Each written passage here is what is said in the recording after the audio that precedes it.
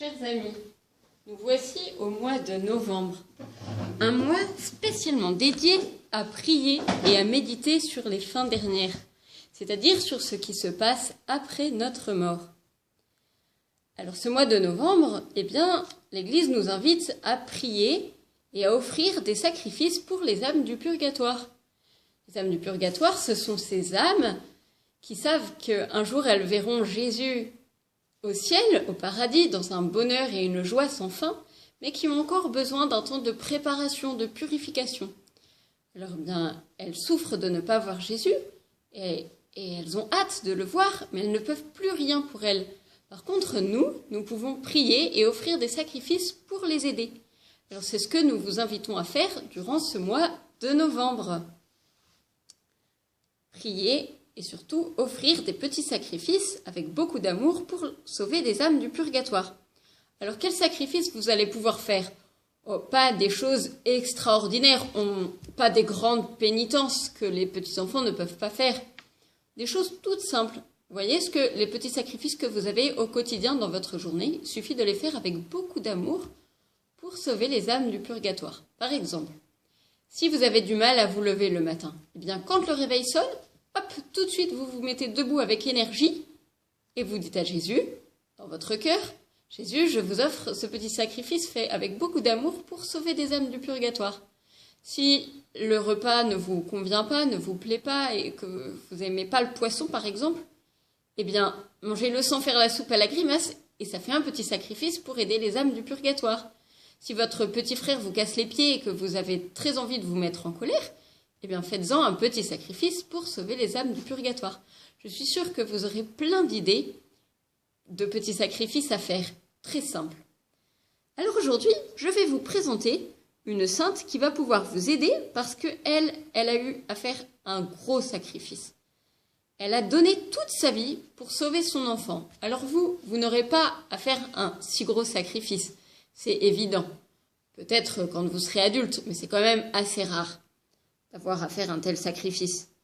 Mais vous voyez, pourquoi elle va pouvoir vous aider ? D'abord parce que c'était une maman, alors une maman ça peut aider des enfants.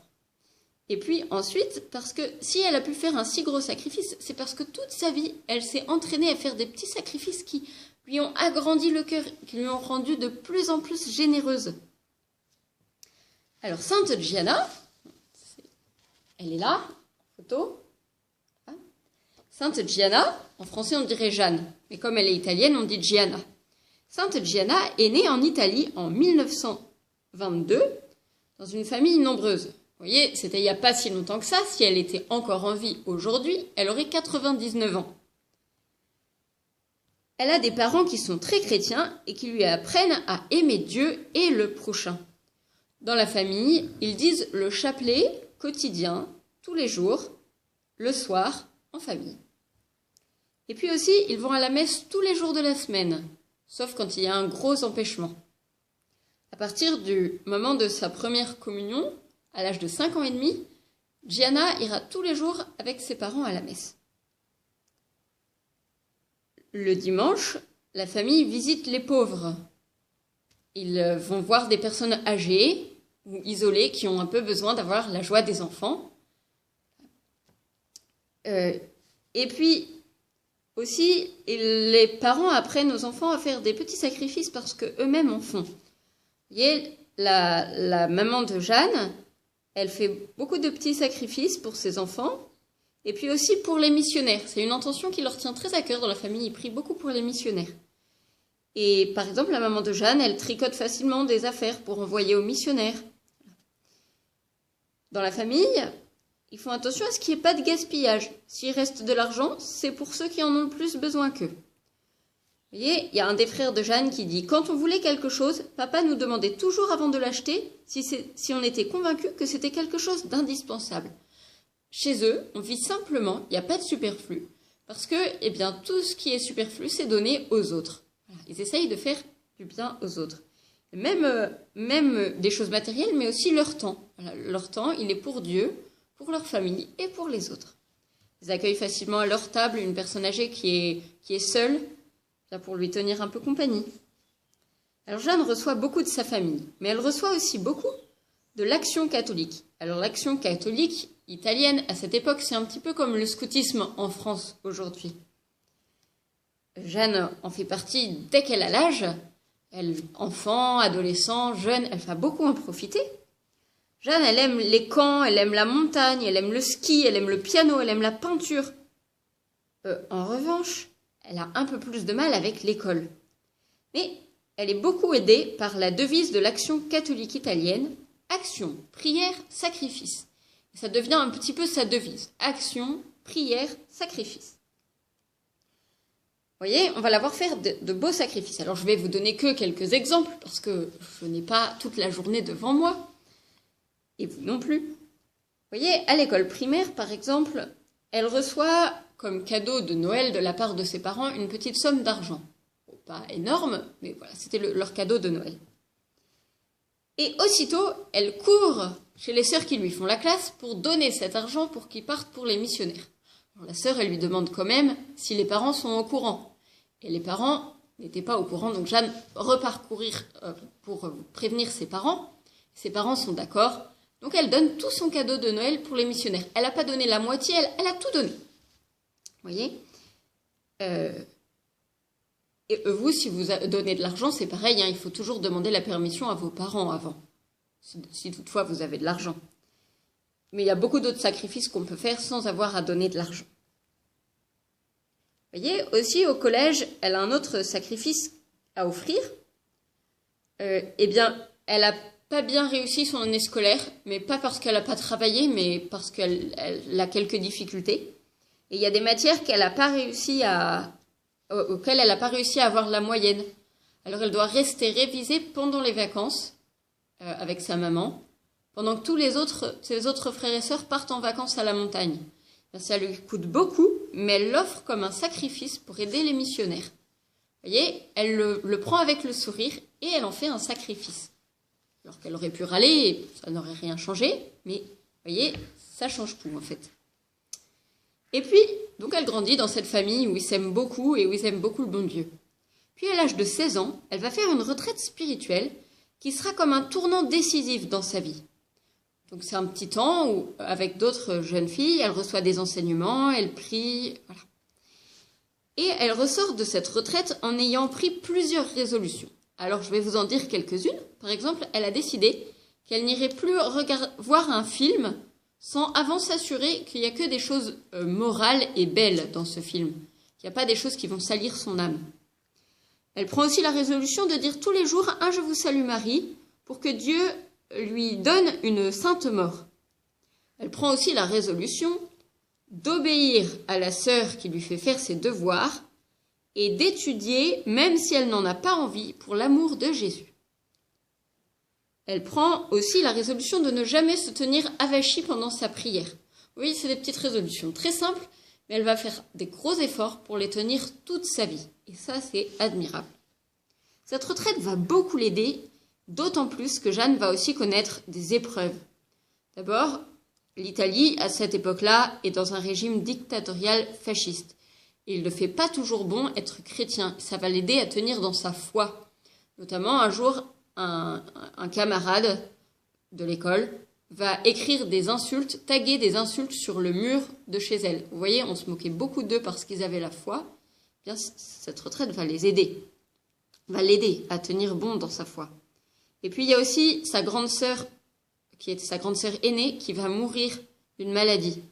Ça va être difficile, forcément, une épreuve. Et puis, Jeanne, elle-même, n'a pas une très bonne santé. Elle va même devoir arrêter l'école pendant 1 an.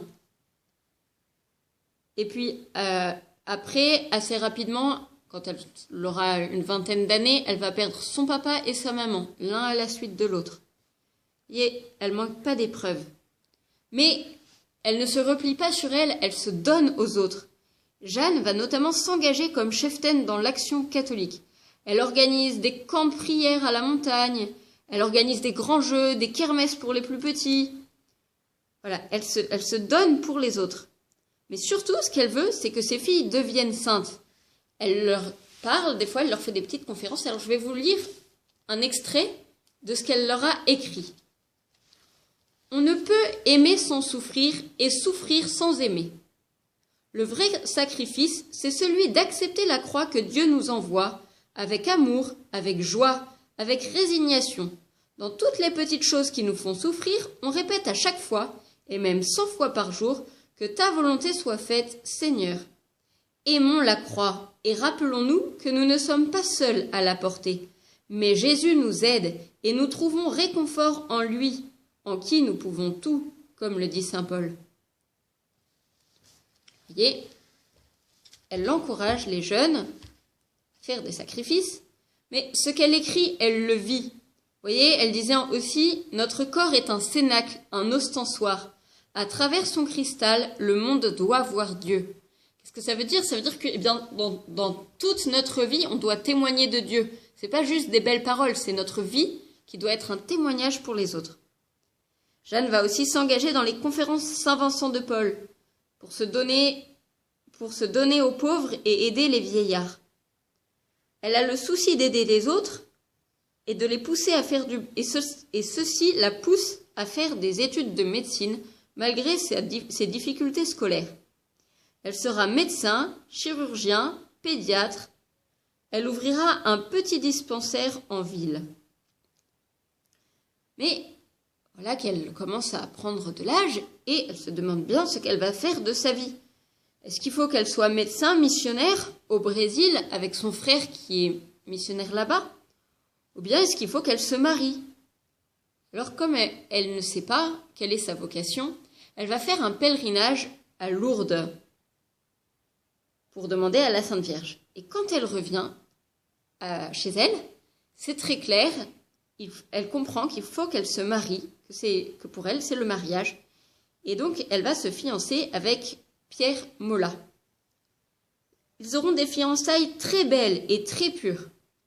Puis ils se marieront, ils fonderont une belle famille. Vous voyez, c'était une famille où ils auraient pu être assez aisés. Elle était médecin, elle travaillait. Lui, il était ingénieur, directeur d'une entreprise qui fabriquait des boîtes d'allumettes. Ils auraient pu avoir une belle maison, voilà, vivre tranquillement. Eh bien non, ils vont faire le choix d'habiter dans la maison de l'usine. C'est une maison plus pauvre, plus modeste, pour être proche des ouvriers et des ouvrières de l'usine et pour pouvoir les aider. Bon, Jeanne va facilement soigner ces femmes, les femmes qui travaillent dans l'usine, ou voilà, les aider, s'occuper de leurs enfants, leur donner des conseils. Vous voyez, elles choisissent de faire ce petit sacrifice d'inconfort pour pouvoir aider les autres. Et elle continuera à faire d'autres sacrifices. Vous voyez, un sacrifice qui lui coûtait beaucoup, c'était de laisser partir seul son mari lorsqu'il avait des voyages d'affaires. Elle aurait tellement aimé l'accompagner. Mais c'était pas toujours possible et elle en faisait un sacrifice qu'elle offrait au bon Dieu. Puis aussi, vous voyez, par exemple, le vendredi, elle se privait de dessert pour penser à la passion de Jésus. Vous voyez, ça c'est un petit sacrifice qui est quand même pas très compliqué à faire, de ne pas prendre de sucreries le vendredi. Elle se privait complètement de dessert. Voilà, donc ils vont avoir une vie de famille très heureuse. Ils auront 4 enfants, Pierre-Louis, Marie-Zita, Laura et la petite dernière, Jeanne-Emmanuelle.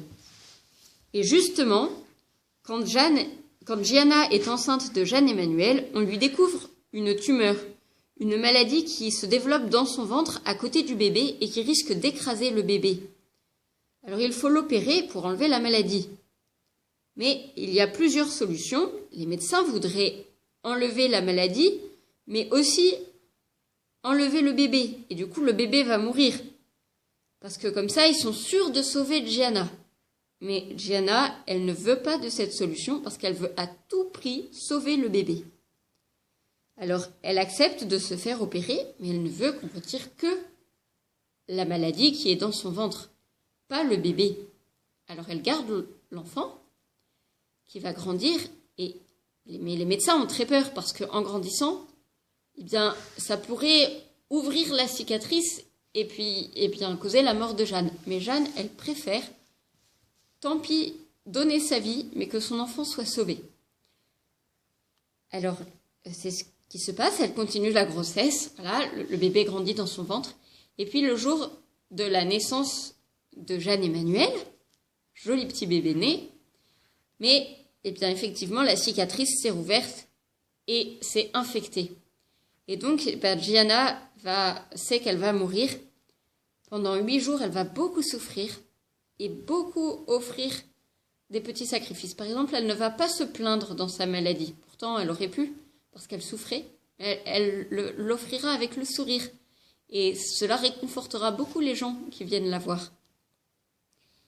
Et puis, au bout de 8 jours, eh bien, elle va mourir d'une septicémie généralisée. Ça veut dire que bien, la cicatrice s'est infectée et puis ça a rendu tout son corps malade.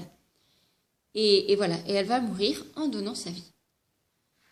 Alors, vous voyez, c'est un beau témoignage, un petit peu difficile pour des enfants, mais en même temps, elle peut beaucoup nous aider à offrir des petits sacrifices, ce mois-ci, pour les âmes du purgatoire.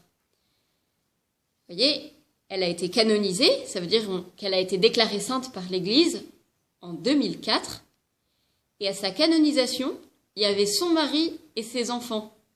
C'était la première fois dans l'histoire de l'Église qu'un mari assistait à la canonisation de sa femme. C'est très beau. Il est sûr que sa femme est au ciel. Maintenant, il est mort lui aussi. Voilà. Alors, on va demander à Jeanne de nous aider à prier et offrir pour les âmes du purgatoire et à imiter sa générosité pour Dieu et pour les autres, même si ce n'est pas de la même manière. On va le demander, et on va le demander aussi à la Sainte Vierge, puisque Jeanne aimait beaucoup la Sainte Vierge.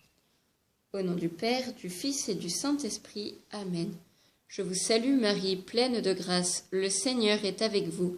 Vous êtes bénie entre toutes les femmes, et Jésus, le fruit de vos entrailles, est béni.